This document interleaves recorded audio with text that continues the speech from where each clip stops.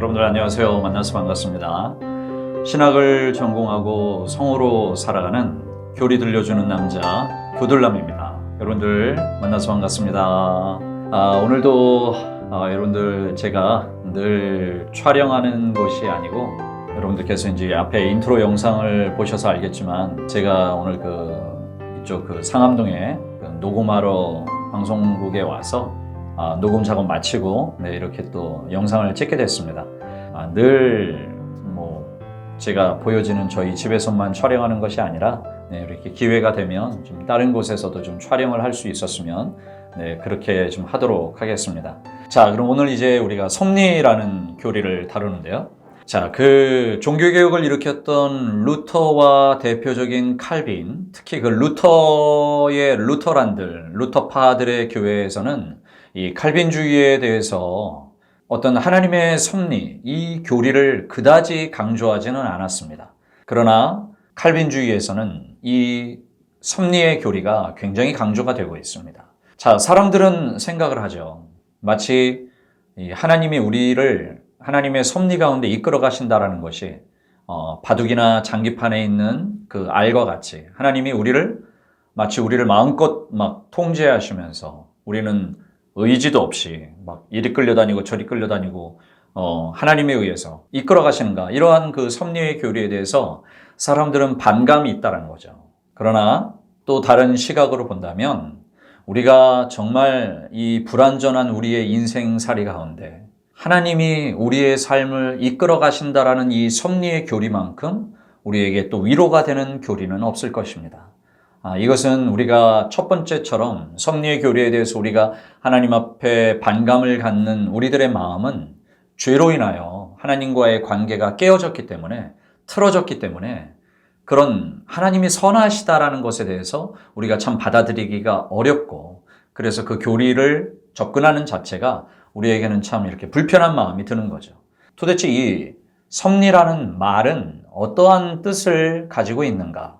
자, 로이드 존스 목사님은 이 섭리라는 단어의 뜻에 대해서 무엇이라고 말하고 있냐면, 창조주가 자신의 모든 피조물을 유지하시는 신적 에너지의 끊임없는 실행으로서 세상에서 발생하는 모든 일 안에서 작용하고 있고 모든 것을 정해진 목적을 향해 가도록 인도한다.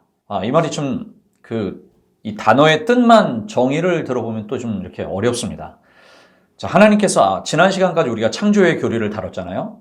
아무것도 없는 세상 가운데서 하나님은 창조를 하심으로 인하여 없는 것 가운데서 하나님이 피조물들을 창조하셨습니다. 그런데 이렇게 피조물들을 하나님이 그냥 내버려 두지 않으시고 이 피조물들이 지속적으로 유지될 수 있도록 하나님이 계속 간섭하시고 하나님이 이곳에 이 하나님이 만드신 피조물들을, 인간을 포함한 모든 피조물들을 이끌어 간다라는 게 섭리라는 뜻의 일반적인 일단 뜻입니다. 그래서 이신론자들은 뭐라고 말하죠? 하나님은 계시지만 지난번 다뤘던 것처럼 하나님은 마치 시계에 태엽을 감아서 이 세상 가운데 이렇게 딱 내려놓으면 이 시계가 그다음부터는 이제 저절로 가는 것이다. 그러니까 하나님은 자기가 창조하신 것에 대해서 창조만 하셨을 뿐 그다음부터는 관심이 없으시다. 이게 이신론자들의 말인데 섭리의 교리는 이러한 이신론자들의 그 교리를 부정하는 거죠. 그렇지 않다라는 거예요. 하나님이 만드신, 인간을 포함한 하나님이 만드신 피조물들을 하나님이 계속적으로 유지할 수 있도록 이끌어 가신다.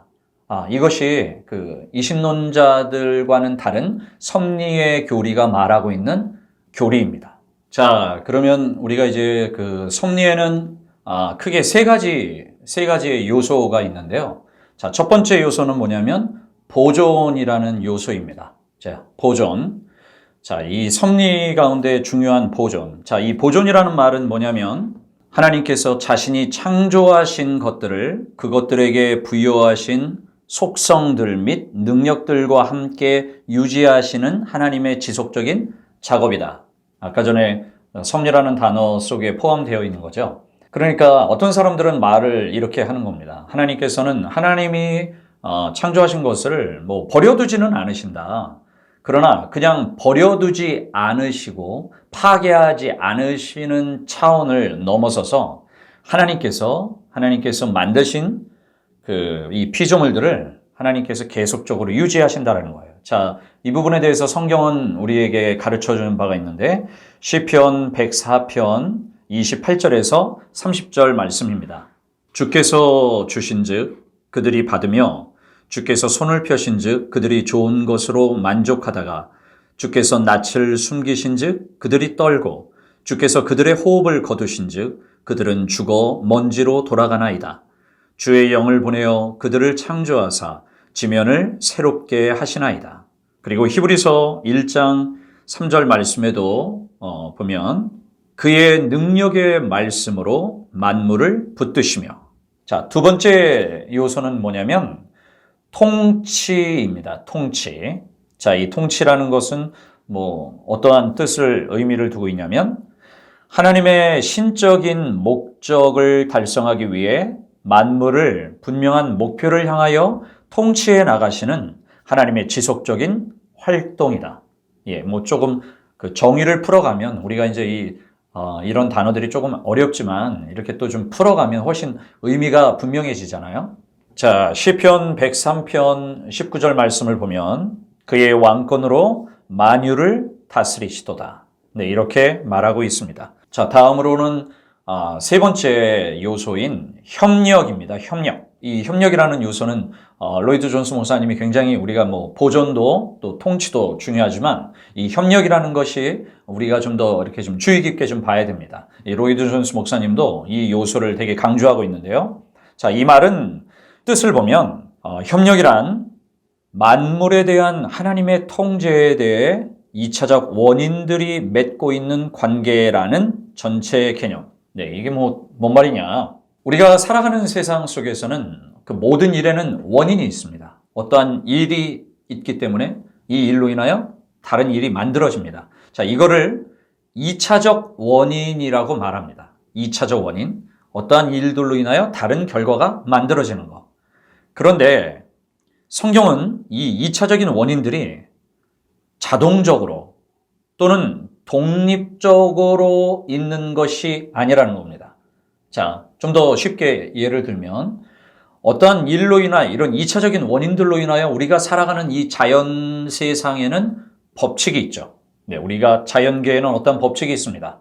그러면 하나님이 이 자연계에 만들어지는 2차적인 원인에 의한 이 법칙들을 통하여 이 법칙들도 사용하셔서 협력하셔서 하나님의 섭리를 이루어 가신다는 거예요. 그래서 두 가지를 기억해야 되는데 2차적 원인들이 실제한다라는 개념을 첫 번째로 기억을 해야 되고요. 다음에 두 번째는 이 2차적인 원인이 하나님과 하나님의 통제에 의존되어 있다라는 사실을 또다시 기억을 해야 된다는 겁니다. 섭리의 이 세 가지, 오늘 이 세 가지 요소, 오늘은 좀 이렇게 보존과 통치와 그리고 협력이라는 거 여러분들 기억해 주셨으면 좋겠습니다. 자, 오늘은 이 섭리라는 교리를 첫 번째로 이 정도로 나누겠고요. 우리 이제 다음 시간에는 그러면 이 하나님의 섭리는 어떠한 영역들 가운데에서 하나님이 이 섭리의 영역을 펼치시는가, 그리고 또 사람들은 왜 이 섭리의 교리를 받아들이기 힘들어하는가, 네, 이런 것들에 대해서 우리 또 다음 시간에 나눠보도록 하겠습니다. 여러분들 이 섭리 교리는 좀 어렵지만 너무나도 중요한 것이기 때문에 여러분들 좀 잘 기억해 주셨으면 좋겠습니다. 자, 오늘도 이 영상이 여러분들이 하나님을 알아가는 데 도움이 됐다면 구독과 좋아요 눌러주시고 아직도 교리 들려주는 남자를 모르는 많은 분들에게 좀 홍보해 주시고 또 좀 구독해 달라고 해주시면 제가 참 힘이 날 것 같습니다. 네, 여러분들 그러면 또 다음 영상에서 여러분들 만나 뵙도록 하겠습니다. 감사합니다.